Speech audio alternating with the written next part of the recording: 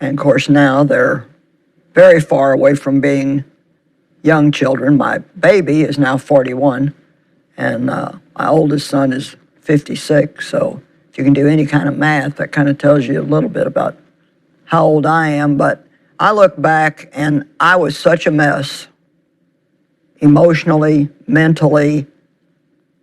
I mean, my daughter and I have talked about it, and she said, with the way you were raised and what had happened to you, she said, it is amazing what a good mother you were. Mm. And I was. I was a good mother. And I know a lot of women that are pregnant, they're afraid that they're not going to be good moms. And, I believe that God if he gives you a child, he gives you that ability to be a good mother. Now, yeah. I look back and there's things that I really wish I would have done differently. I never was much to play with my kids.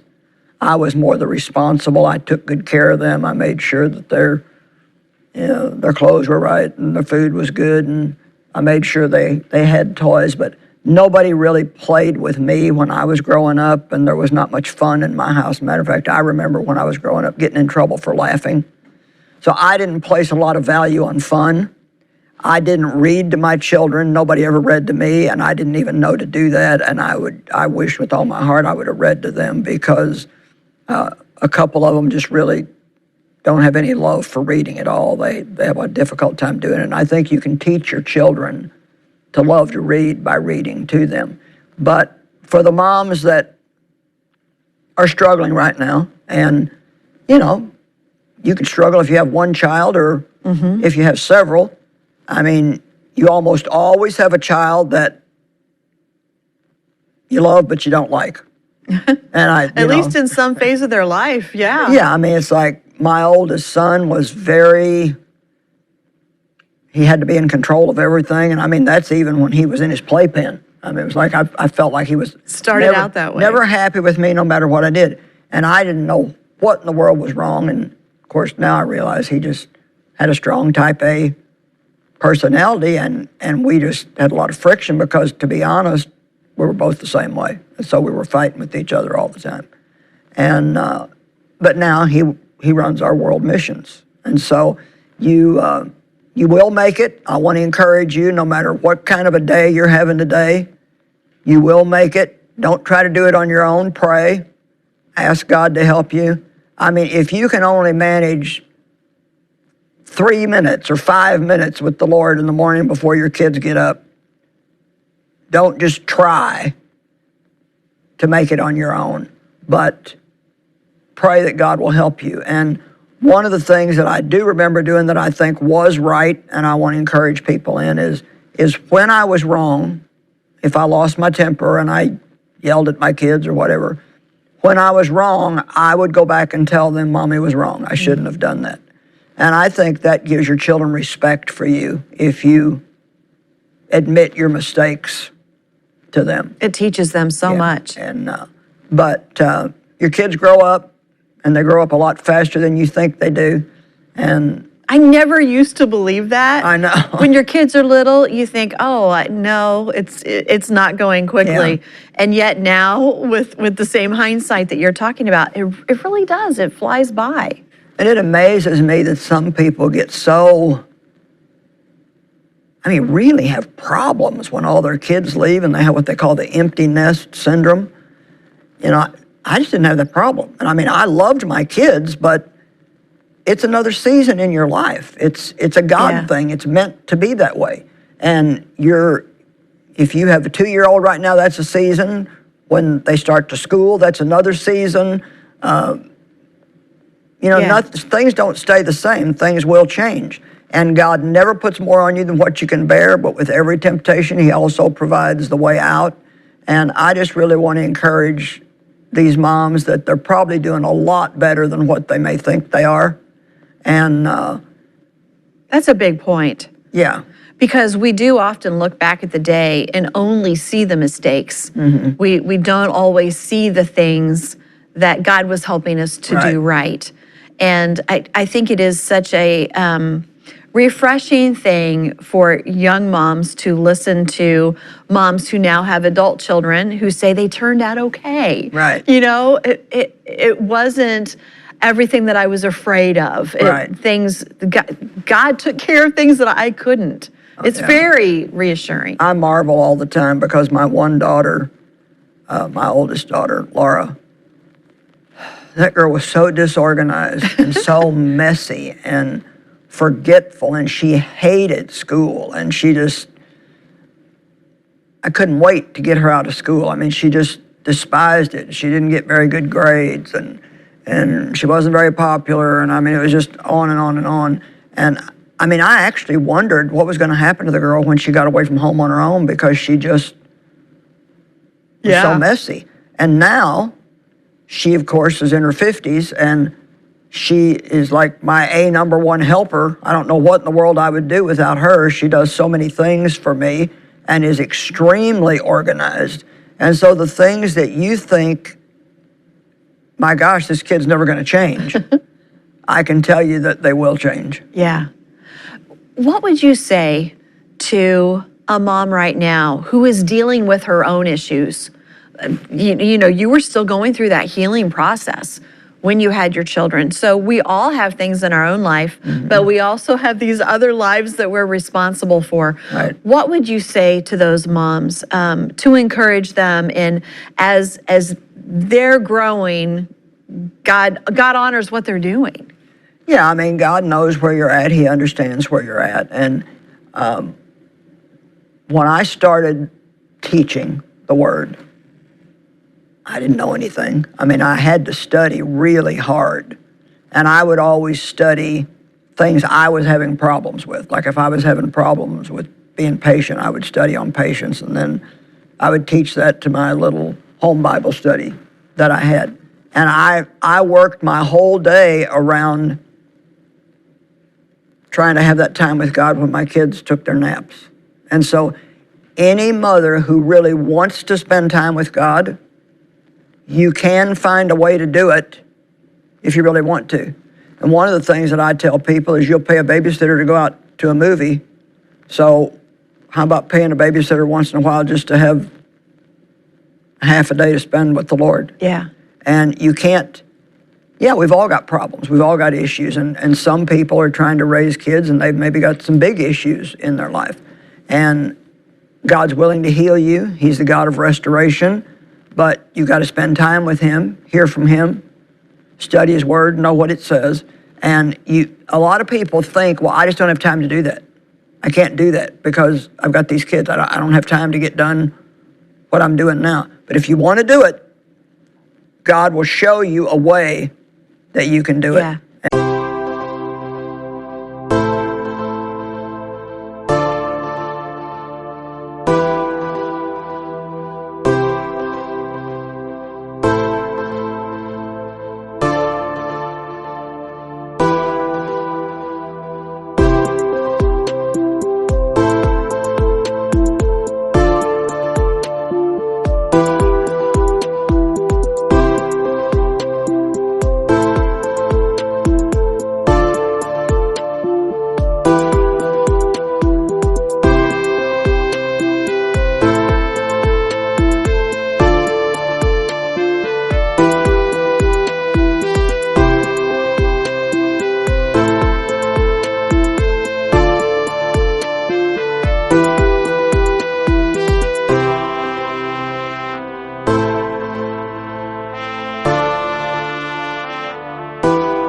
And it is important. Ginger, when I started the ministry, I had 3 teenagers and a baby. And so I don't like to hear that I can't do anything because I've got kids. I mean, if you want to, you can do anything that you want to. I can do all things through Christ, who is my strength. And if God asks you to do something, He will make a way. He'll provide. He'll give you the grace to do it, and He'll provide what you need to do it. And you know, moms, when you make mistakes, it's not the end of the world. Now, there are parents who really are really bad parents, and they cause big problems with their kids. But most of those people probably aren't watching me right now.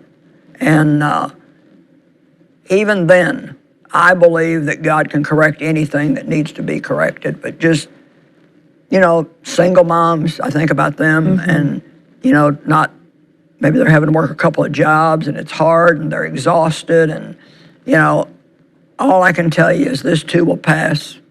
It will come to an end. Your kids will grow up and they will leave home and they will be okay. And I know that a lot of people think, well, that just can't happen, but all things are possible with God. Mm-hmm. I think sometimes too, as parents, especially as moms, we feel guilty if we do something to take care of ourselves. If we do what you say and we're spending that time in the Word. But there's nothing better that we can give our children than for us to be healthy and close to the Lord. That's very important, but then to do other just practical things for yourself. If just getting a pedicure once every 2 weeks would really help you, then... And make you a better mom. Yeah, fine. Yeah. You need to do some things for yourself. If you don't ever do anything for yourself, you end up just feeling used. You end up just feeling like everybody that comes near you wants something, and that there's nothing left of you to give to them. And you're not being selfish if you do things for yourself. You're not being selfish if you get a babysitter once in a while and just go take an afternoon and walk in the park. Yeah. Whatever you need, whatever will help you, there's nothing wrong with doing that. And I know some people, they don't have the money to get a babysitter. Trade off with somebody. Yeah. Find somebody else that's got kids. Let's help each other. Help them and trade with each other. I just keep wanting to ask you this question. I'm always the one that's got all the problems here on the show, and so can you think of something that you did wrong with your kids when they were growing up, but everything still turned out okay? Well, so many things. I mean, I think the biggest thing for me was and nobody knows how to be a mom, but I really had no idea how to be a mom. I felt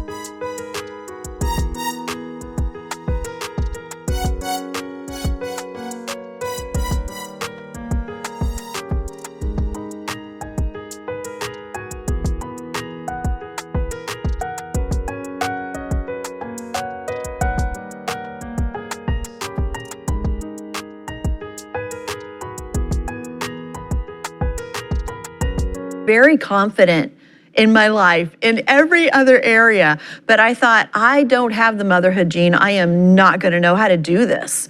And so really, all those mistakes that I did make as I was trying to figure out work-life balance and how to be the kind of mom that I wanted to be and to lead them to the Lord and all these different things, God just took care of systematically. And you have two great girls. Oh, they're wonderful. They're the joy of my life, and their families and our families, where we have our issues. We all do. Everybody has their issues, but we're close. We love to be together, and it really is God answering diligent prayer. And I think if nothing else, what I did right was really, really pray for our kids, for their spouses to be before we knew who they were, for their children to be long before they had any, all of those things, because I knew I wasn't going to do everything perfectly.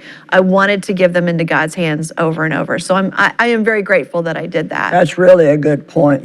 Pray for your children, and you'd be surprised if you pray for them, God can overcome a lot of mistakes that you make. And once again, God is the God of restoration and the God of healing. And even if you make some mistakes, you admit it. Don't, maybe the last thing I'd like to say is don't let the devil push you into that area of trying to be a perfect parent. If you're a perfectionist and you're trying to be a perfect parent, you're going to end up being a worse parent than if you would just lighten up a little bit and just take it one day at a time. Yeah. The only thing perfect is Jesus. And we're not going to manifest perfection until we're out of these bodies and we get with him. And so don't put so much pressure on yourself. And when you do make mistakes, God is big enough to cover them. He's big enough to take care of it. Don't make a mistake and then spend another 2 weeks feeling guilty about the mistake you made, because that's just going to weaken you to make more mistakes. And all I can tell you is I've been through this over and over. I've watched my kids go through it. I have 12 grandchildren now and 2 great-grandchildren and another one on the way. And so it just all turned out fine. And you couldn't have been a bigger mess than me. And so if God could do that with me, he